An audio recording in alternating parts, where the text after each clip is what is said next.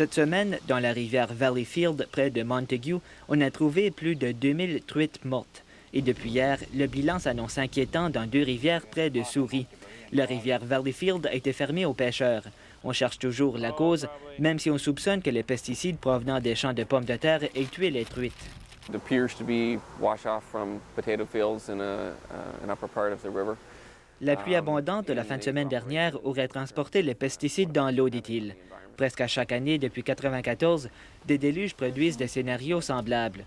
Pour remédier à ce problème, une nouvelle loi entrera en vigueur en avril prochain pour forcer les fermiers à établir une zone tampon de 10 mètres entre leurs champs de patates et les cours d'eau.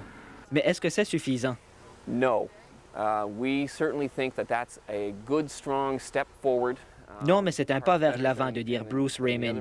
Il s'agit d'un compromis avec les fermiers, dont plusieurs étaient hostiles à l'idée. Albert Arsenault a collaboré à l'élaboration de la loi sur les zones tampons. Ça va faire du bien à certains endroits. D'autres endroits, ça ne fera pas grand bien parce que les zones ne sont pas grosses assez, ne sont pas larges assez. Il faudrait qu'il y aurait plus de zones, les zones plus larges, dans des parties où les buttes là, sont plus à pic.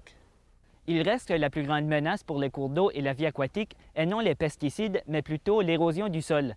Le gouvernement fait la promotion de différentes mesures pour entretenir les terres agricoles afin d'éviter que le sol ne glisse dans les cours d'eau et recouvre les œufs de poisson. Ricky Landry, Radio-Canada, Baie-Egmont.